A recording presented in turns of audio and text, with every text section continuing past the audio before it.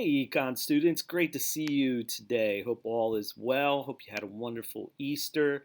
I had a really relaxing time with the family. We did some things just kind of around here. Pretty much been keeping busy, doing a lot of walks, a lot of bike rides, fishing, eating, trying to stay away from eating too much, but Easter, you gotta. But anyway, it was a good time to remember things in the Lord and what He did for us. But now, let's head into the second half of April here. And this is the current events for the week of April 13th. These will be posted as of Tuesday morning. And you will be required to comment on these due next Sunday night, which would be the 19th, I believe. Okay, so what's been going on over the last week here leading up here, as we're trying to get through this quarantine time and keep that social distancing going. It looks like now the virus might be hitting at its peak and maybe moving down. I've heard that Manatee County has actually opened the boat ramps, the public boat ramps again, as long as we keep their social distancing at those locations. There is some talk about opening up some of the economy by May 1st. I don't know about the schools. We'll see. But anyway, all right. So I thought I'd start off with this. Again, I'm not advocating this theory, YouTube, because I know YouTube is actually banned and how do you say, censored some videos, and so is Google and Facebook have as well.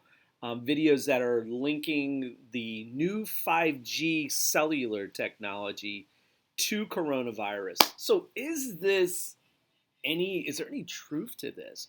Or is this just another crazy conspiracy theory? Look, there's some conspiracy theories, especially surrounding the JFK assassination, that I would say, hey, maybe there's some truth to that. And there's others that I've heard, And then there's others that I'm like, nah, there's just no way. It's just too big of a thing to cover up and lie about. The moon landing. But I have good friends and family who would absolutely disagree with me. And same thing with this 5G thing. I'm not really convinced of this. I'm just going to tell you what both sides think. And then, maybe if you want to comment back some things you've heard about it. But so right now, the majority of us are using 4G LTE as our top cellular technology. And I'm talking about when you get off your Wi-Fi. Your home Wi-Fi, or most of you guys have a home Wi-Fi that already has 5G, but it's at an incredibly low frequency. The new 5G that would be actually coming off our cell phone towers, either some cell phone towers are currently being converted to be able to carry and send out a 5G signal, or they're building totally new ones.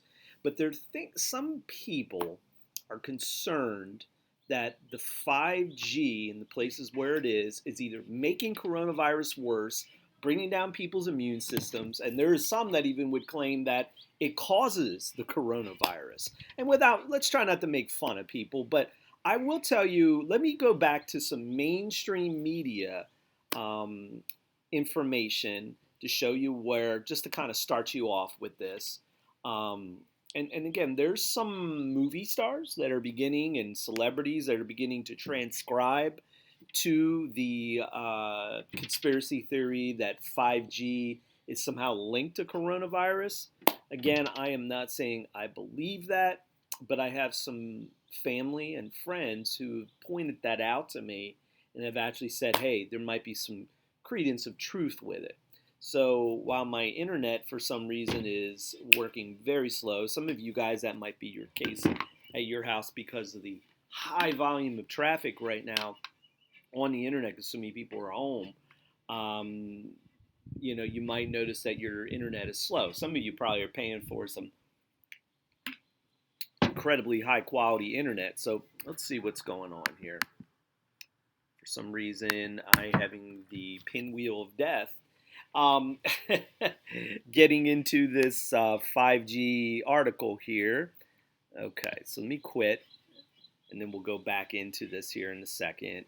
Um, I don't know what the issue is here with this. I guess conspiracy theorists would say, hey, Mr. G, See, there is some truth to that.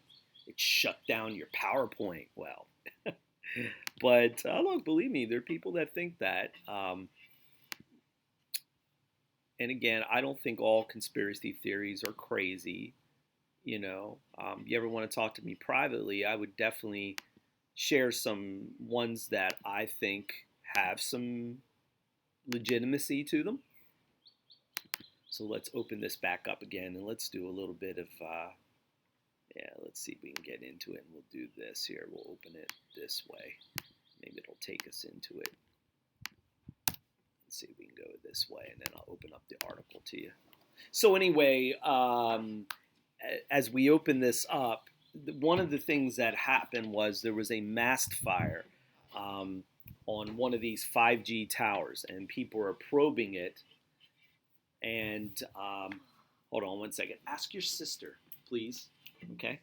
Anyway, sorry about that. There's a mast fire of some of these 5G, towers, and some people are saying it's because of coronavirus or people trying to burn them down because they think it links with coronavirus. But anyway, up in England, there have been fires at the masts in Birmingham, Liverpool, and Mailing in Merseyside, and a video allegedly of the blaze in Aigburth was shared on YouTube and Facebook, claiming a link between the mobile technology and COVID-19. Cabinet Office Minister Michael Gove says it was dangerous nonsense.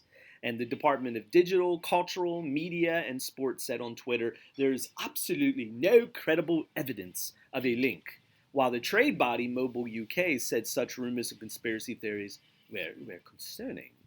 So, and there's some people that have posted things all over social media, and even the health service is concerned now. I've even seen the United States government put out a thing saying that the 5G technology and it's not causing coronavirus. But what some kind of believe in this, and I'll pull up an old article. I did some research on this because I was kind of really curious what is happening with this. But according to this article, this goes back 2019, 2018, something to that effect. And back then, there were already some concerns. This is back in September, even before coronavirus was thought.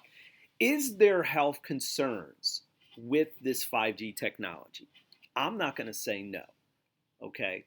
I think we don't know enough about the technology that, yes, maybe it could have some effects. But does it cause or make coronavirus worse? I'm not sure if I believe that. Some friends that do believe that believe what it could be doing, the 5G waves, as they're coming off the towers, could be weakening our immune systems or certain people's immune systems who are more susceptible maybe. And that's what's causing it. But anyway, let's go way back, and this is Yahoo. Again, I showed you BBC, a pretty quote-unquote legitimate, though biased news service, and same thing with Yahoo.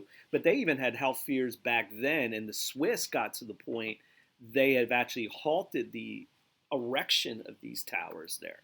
So Switzerland was one of the first countries to actually deploy 5G, but health fears over radiation from the antennas that carry this next generation mobile technology have sparked a nationwide revolt, and people are demonstrating in the streets over it. They've even halted the putting up of some of these towers.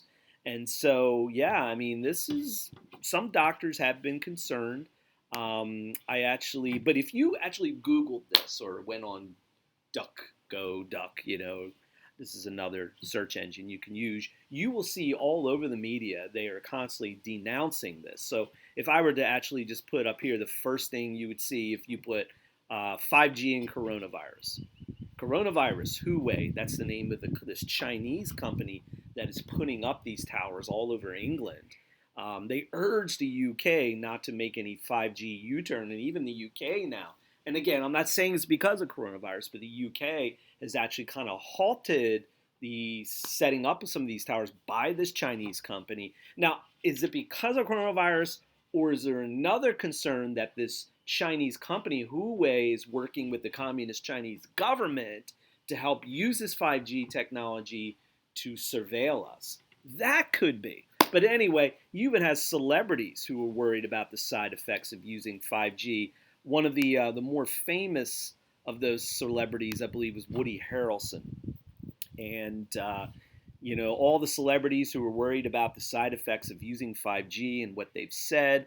One of them was Woody Harrelson. He's a famous actor that goes from the 80s up to today. John Cusack was another one. Of course, they're being ridiculed in the media for their viewpoints on this. But Woody said, whatever it is, coronavirus has made the mighty kneel and brought the world to a halt like nothing else. And then I don't know if there's anything here about 5G. This one. Well, anyway, there is another post where he goes into saying how 5G is possibly the cause of coronavirus, and he feels like he's speaking for the truth on this issue.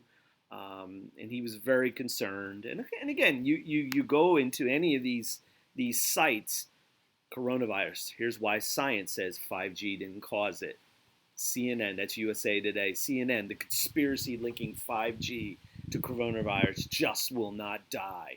And then there's YouTube. YouTube has actually pulled off a lot of videos that are trying to explain that 5G causes coronavirus. Now, is that censorship? I mean, even as ridiculous as it may sound, does YouTube have the right as a public forum to pull off stuff that they may not agree with, Or are they doing it because they don't want people to panic, they're afraid of being sued by somebody, whatnot? But again, this is kind of where we're at right now with this whole, what they call 5G.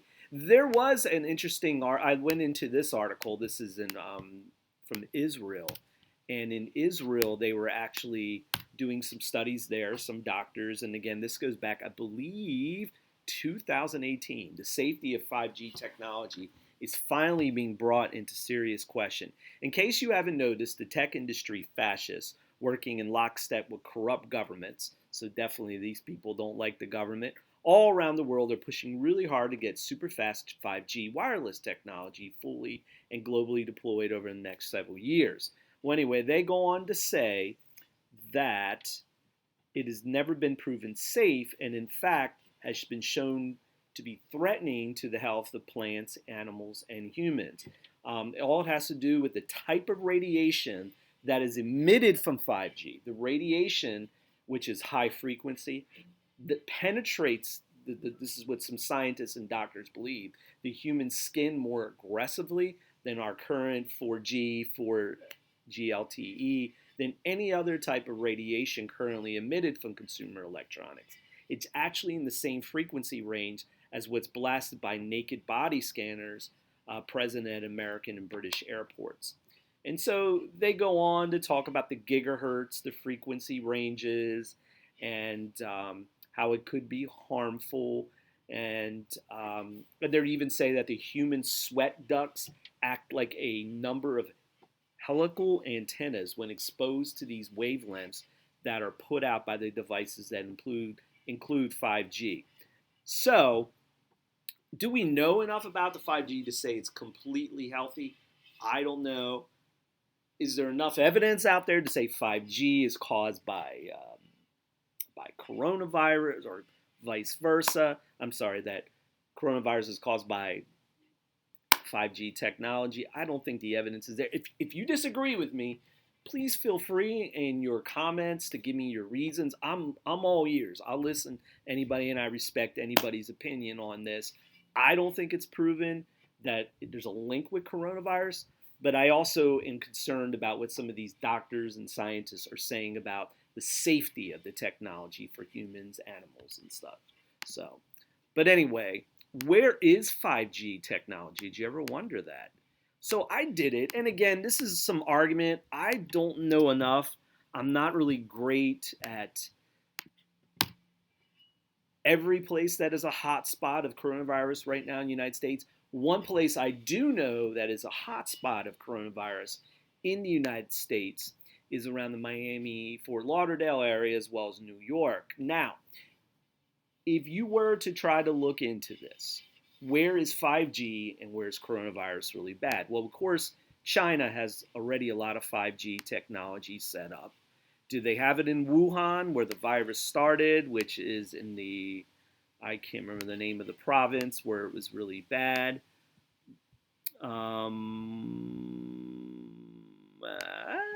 Somewhere in here is Wuhan. Oh, there's Wuhan.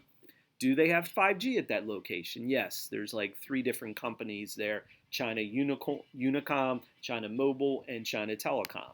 Is that making coronavirus worse there? Again, I can't say that's proven. Let's go to New York City, where the virus is also very bad.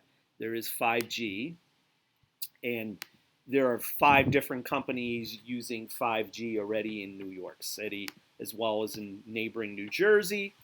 And of course, let's look at Florida. As you can see, the Tampa Bay area, we have some cases here. This is not a hot spot right now for coronavirus, though we do have some cases. There's really no 5G technology. The closest place would be Orlando, and the only company employing it there is AT&T. There's only one company employing it there. Fort Myers more, and then of course in the Miami area, there is a lot more right now. AT&T, Verizon, and T-Mobile are all using 5G cellular technology in Miami, and it looks like it's also up maybe in the Fort Lauderdale area as well. T-Mobile is using it there, and yeah. So, does that say anything? You could take it. It's actually kind of interesting to see where they've actually put 5G. My phone doesn't use 5G, and again, the jury's still out, but I'll leave that there. I'll let you kind of mull over this. Tell me what you think about it. Do your own little research on it too. Try to listen to both sides of it. Read what the scientists are saying, that there is no link, whatever. Okay? So that's the first thing I wanted to talk about with you guys. The second would be is, do some people actually prefer the coronavirus outbreak to actually get worse in order to defeat Trump? This was a very interesting video put up by Citizen Free Press. Looks like my links aren't working really well, so we're just going to have to, looks like, get out of the, let's get out of the, we're going to have to just kind of copy and paste the links. For some reason, I probably have a lot of different things open right now.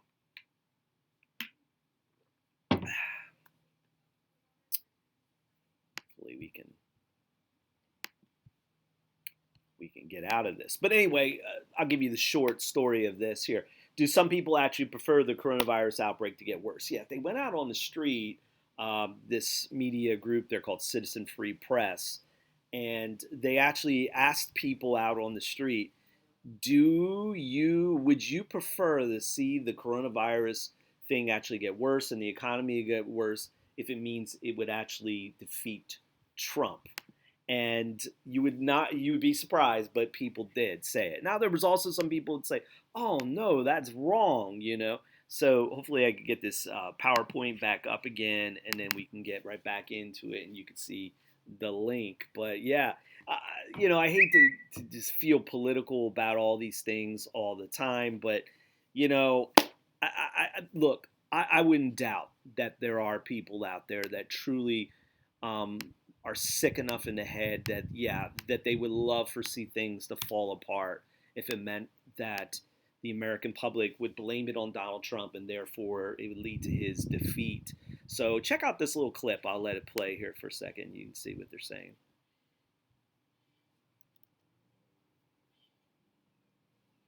I'm Ami Horowitz. I'm here in the East Village.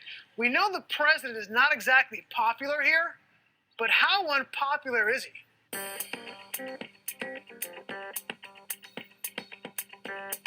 Would you go for this deal that the coronavirus lasts longer and is more severe, but the president guarantees to lose the election?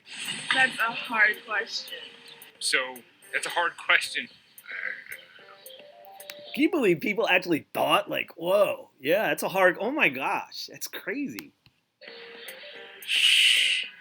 I don't know. That's a hard choice to make. Sorry, guys. I would go for the longer virus. I want him gone, Okay, no matter what. no matter what. Yeah. Would you make that deal? Sure. Yeah. I would. Yep. Yeah? Yep. Frankly, yes. Hell yeah. You make that deal? Absolutely. Do you take that deal? I would. That's a little low. Yeah, let the coronavirus be more severe. I'd much rather he himself got it. Dude, that's messed up. He's more dangerous to the American people than coronavirus. He's worse than coronavirus? Oh, yeah, absolutely. He's more dangerous than the coronavirus? Absolutely. You agree? Yeah. Is there a number where you say, okay, I wouldn't make that deal, like 1 million deaths? I would still make that deal. Still make the deal. Yep. Is there a number of coronavirus deaths where you would say, I would change my position? No. No, same with you? Absolutely not. What's the number? Actually, no. There's no number. No, I think he's that dangerous to this country and the world. Well, the majority of the people I came across would rather let people die than see Trump get reelected. Thankfully, it wasn't everyone. I wouldn't want a longer coronavirus to guarantee Trump's not elected. That's not right. Honestly, I would rather have this over quicker. No. No? Not just because of a feeling you don't like somebody. You're wreaking havoc on the whole world because of one person. It's not good. You gotta have a better soul than that. I like that last guy. You gotta have a better soul than that. It's messed up.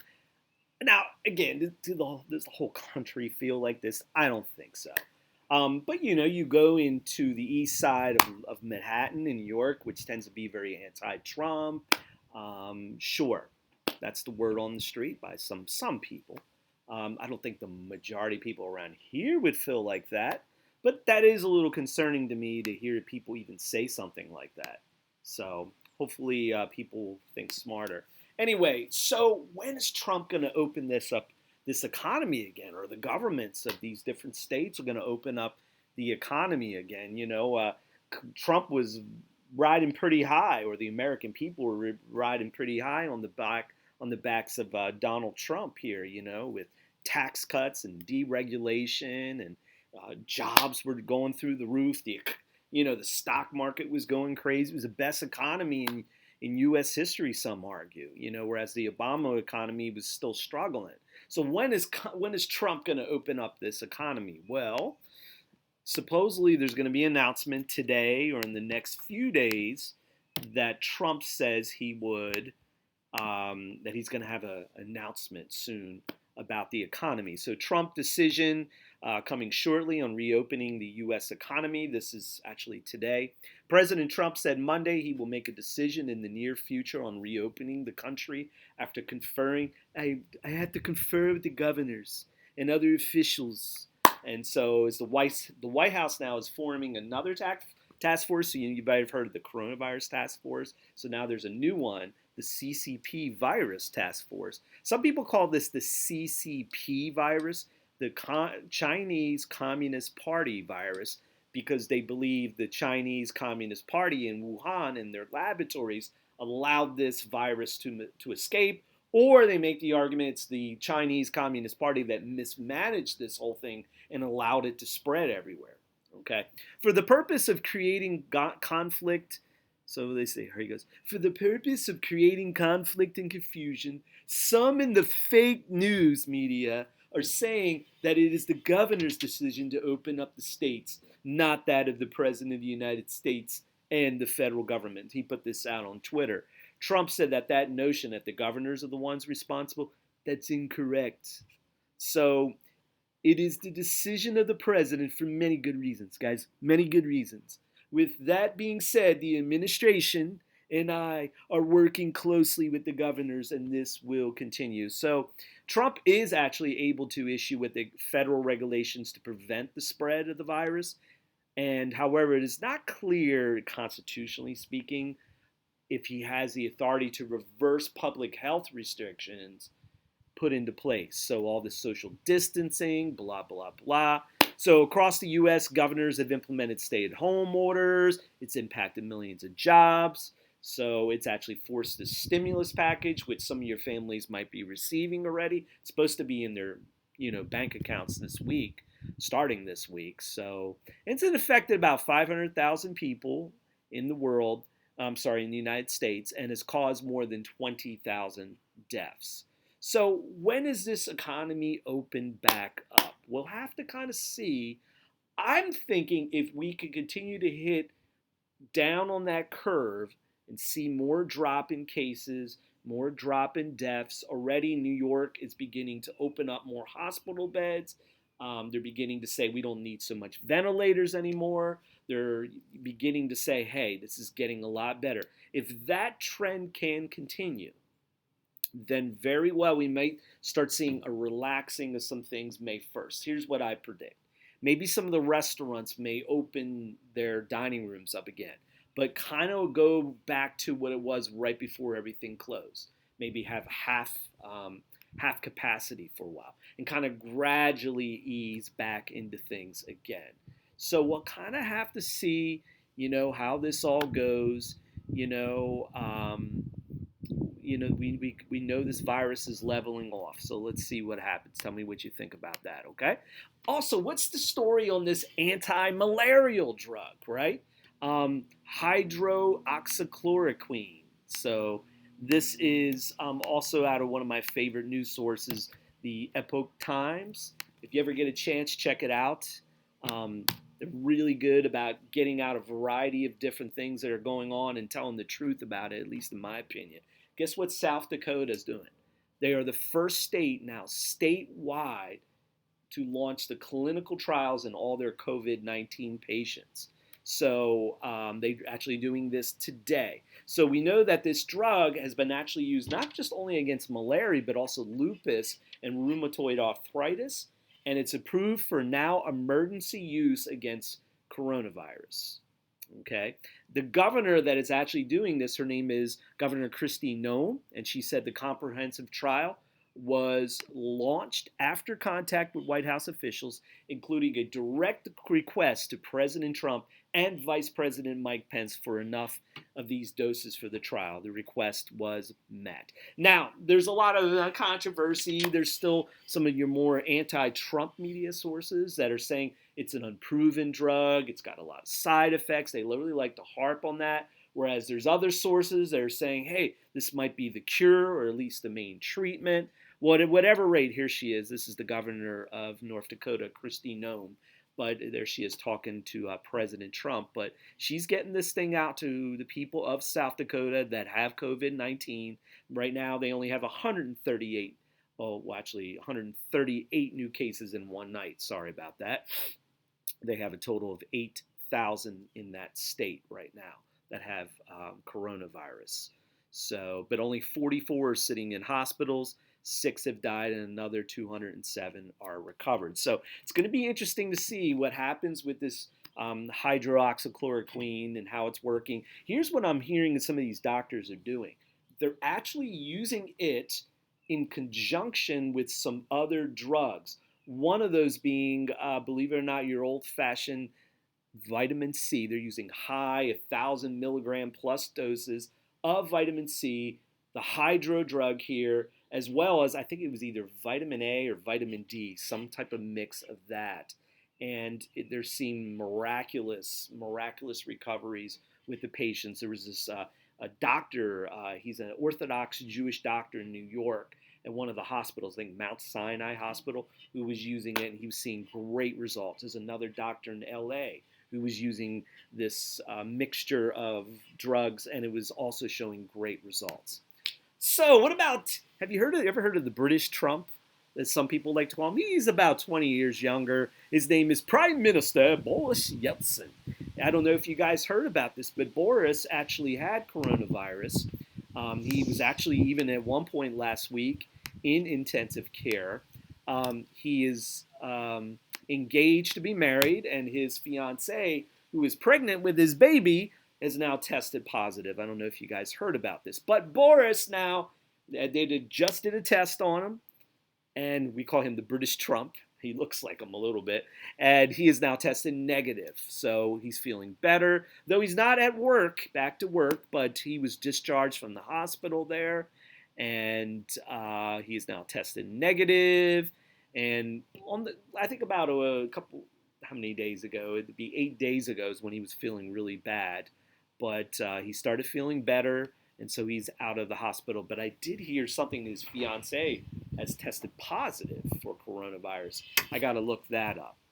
So there's some good news. So we have some good news on the front of the drug.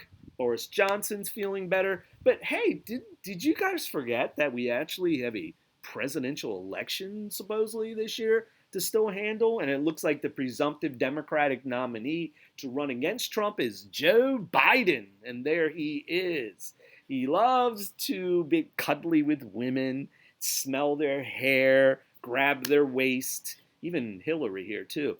And unfortunately, there was a kind of a messed up event that happened 20 plus years ago.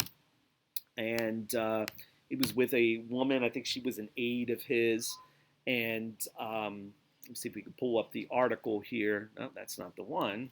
We want to go to the Joe Biden one here. There we go. And he has some criminal charges have been filed against Vice President Biden. We call him Vice President because he was Vice President under Barack Obama. But he has an accuser. Her name is Tara Reid, and she claims he has sexually assaulted her in 1993 when she worked in his Senate office. And she has now formally filed a criminal complaint against the alleged incident, and with the Washington, D.C. Metro Police. But I don't know if you guys have ever heard of something called the Statute of Limitations, which essentially says you have a certain amount of time to file charges over a crime. Once that time is passed, you really can't prosecute the person anymore. But anyway, at any rate, she actually went on Twitter and thanked some people for encouraging her, some even movie stars. But anyway, I'm not going to go into detail what he did there, but he assaulted her, held her up against the wall, and then when she resisted, he called her, worthless and stuff like that. That could really come back to haunt this guy. Maybe. We'll see. I mean, Bill Clinton has been accused of doing similar things, and obviously, it didn't really touch him. He kept going. It's kind of interesting, to see how powerful people can sometimes get away with messed up things that you and I would never be able to get away with. I mean, they're held to different standards, aren't they? And Joe Biden will have to see. He's having some other problems too. There's a lot of Democrats that are very concerned about his candidacy. They're wondering if he's the type of guy that could even get up there and debate Trump without making verbal errors and, just saying a lot of stuff that doesn't make sense. Sometimes he's even been, when he's been interviewed, doesn't even know where he is. So, yeah, there's been a lot of concerns about Joe Biden. There's even been talk about replacing him with the popular Democratic governor of New York, Mario Cuomo. So who knows? It's a lot. He's still got to go through the Democratic convention this summer. So we'll have to see what happens with that. But anyway, last bit of news. So a lot of your churches, I'm sure, are doing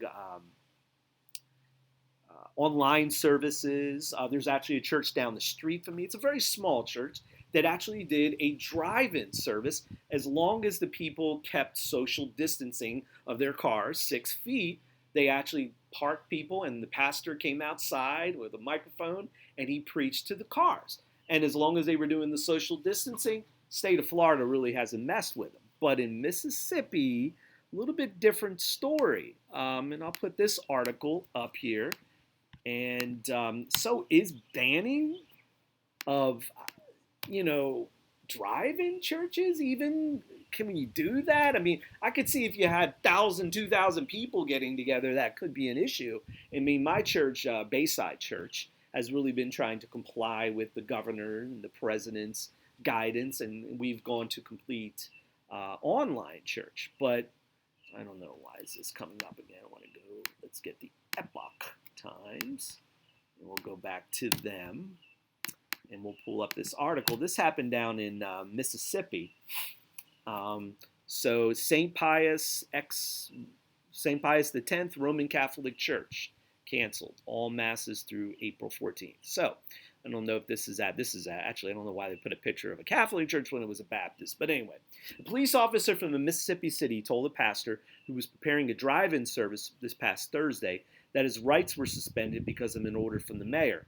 In a video live streamed by Pastor Charles Hamilton Jr. before the planned 6:30 p.m. drive-in service at King James Bible Baptist Church in the city of Greenville, around 10 police cars could be seen parked along the pavement leading to the church car park. A policeman explained to Hamilton that they came to show the people attending the service a form of warning.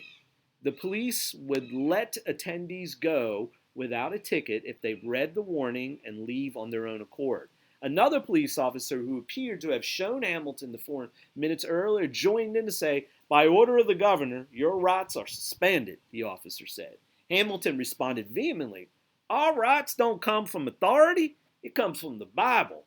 So the authorities don't have the rights over the Constitution. We're talking the Constitution law, the First, Second Amendment, the U.S. Constitution that was given to us by our forefathers. Mayor Eric Simmons can't take it away, nor the police officer. They can't."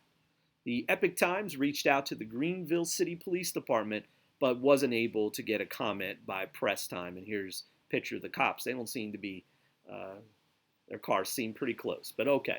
The police surrounded the church's parking lot and fined churchgoers $500 for violating a curfew order by the mayor.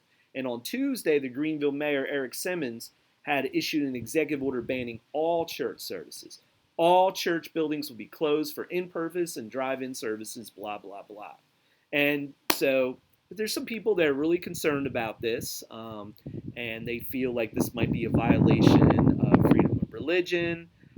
Louisville, Kentucky, their mayor also banned church services like that. And there's been, some, some challenges to this. So I'll let you kind of mull that over. Tell me what you think about that. Is, banning, drive-in church services where the people are keeping that 6 feet of distance. Are we going too far? Or come on, why don't we just wait it out for the next couple months and then we'll all be able to meet with church together? So something to think of. But hey, at least you could say we're not in China, because you know what China's doing now? This is really messed up. Now, I'll be honest with you, drive-in church, me personally, I don't know if I'm going to protest the banning of drive-in churches. But dude, in China, they're even banning online church services.